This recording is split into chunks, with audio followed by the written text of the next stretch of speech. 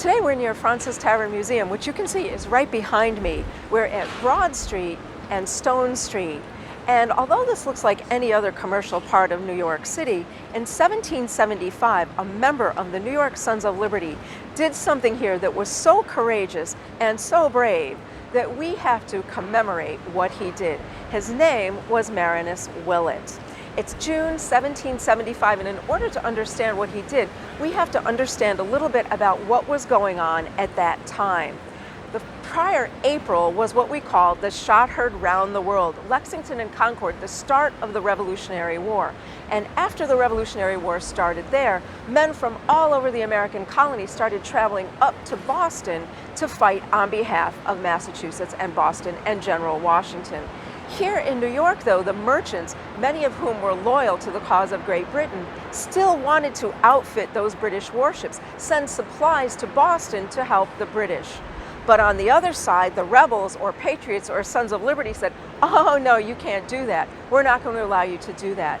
In order to have peace in the heavily divided town, they made an agreement. And the agreement was that the merchants of New York could send supplies to the British in Boston, but no munitions, nothing to be used for the military to fire on people who were going up to help the people in Massachusetts.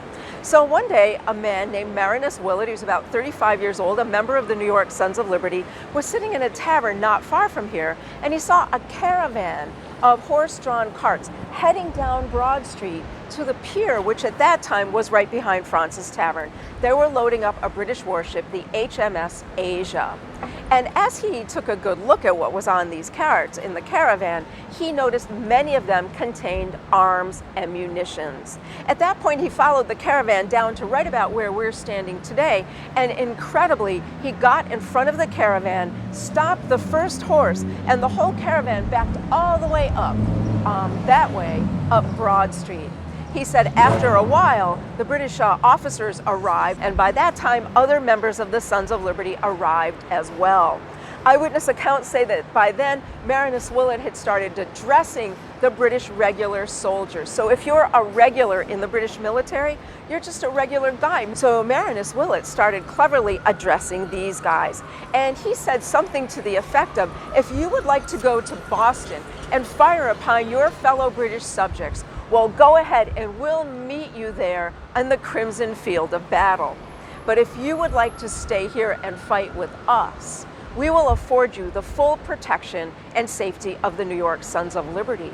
And a number of those British regular soldiers took off their jackets, threw them in a pile, and went and stood with Marinus Willet and the Sons of Liberty to the cheers of everyone. Because, you know, if you fought with the Americans and they won, you just might have a really good deal in the future, right? You might have some land. Your sons might be educated. They might own businesses. They might be farmers. They'll be successful. They could be merchants. So this wasn't a bad deal for these British regulars. Well, eventually the Sons of Liberty worked out a deal with the merchants in New York. The munitions were removed from the caravan, and the caravan continued down to the Asia where it loaded up.